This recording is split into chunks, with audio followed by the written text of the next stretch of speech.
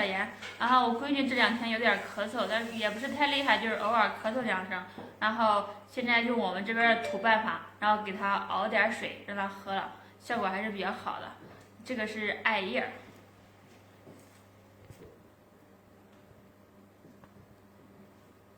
熬呀，我还没熬过嘞。我把衣服裹上了，我感觉。这都需要啥？香油。香油。还有糖吗？白糖都磨好，白糖熬好了话，长的滴点香油，然后香油不是都跟在炒菜的时候，他都想那的话，油都热了，把那个也掐了几根，搞那个炸，给那个炸葱花样，然后炸了以后出的水，搞得滚滚。等一下试一下做一下，我也是第一次做，它是这边的老办法。等一下，等明火上来了。等明火上来。这小油炕。民间的土办法。俺那边还没有熬过这的，我还没有喝过，还没有听说过嘞。没有听说过。那这土办法也有时候也是可管用的。那好也是许多咱门口的许多小孩们，小时间都是咳嗽治不治话，都喝这。咱人常家小时候都是喝的这。等一下试一下，等一下给你喝喝。咱们喝喝，也可管用的。其实有的时候这土办法还是比较有效果的，比吃的西药强多了。你那家喝的时候，我还有点不相信，后来喝了，一喝管用了，才相信。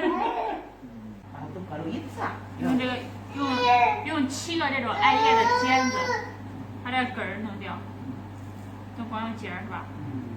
用这种尖儿，然后把后半部分给去掉，留前半部分。对。很大。然后捏一下揉成团。这都是它这干，俺也干了看。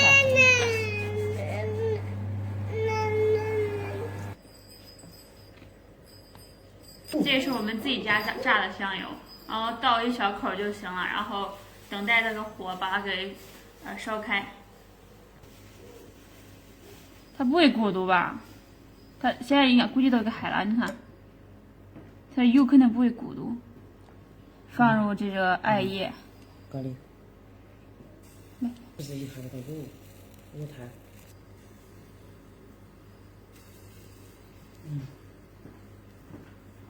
懂了。这样就行了。是。添一点水吗？还。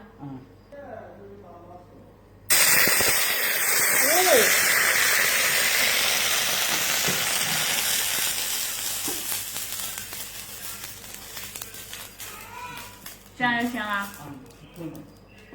还搁火上吗？滚滚。好，一直熬。这个加入水之后，放这个火上面还继续熬。就是现在这个火已经上来了，让它多滚一会儿。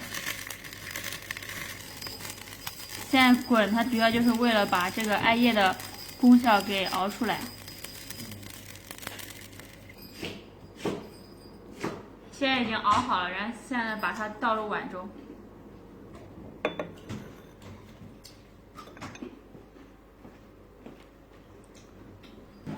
然后现在已经熬好了，然后让宝宝喝了就行了。如果大人也咳嗽的话，然后连这个艾叶一起吃了，效果会更好。它是苦的。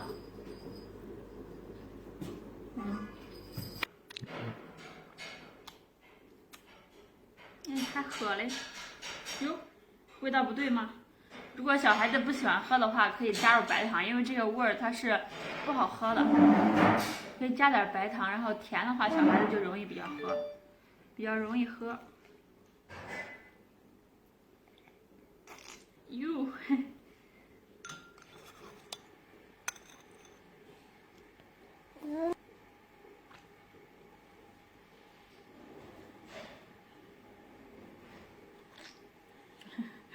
喝完你的咳嗽就好了，宝宝。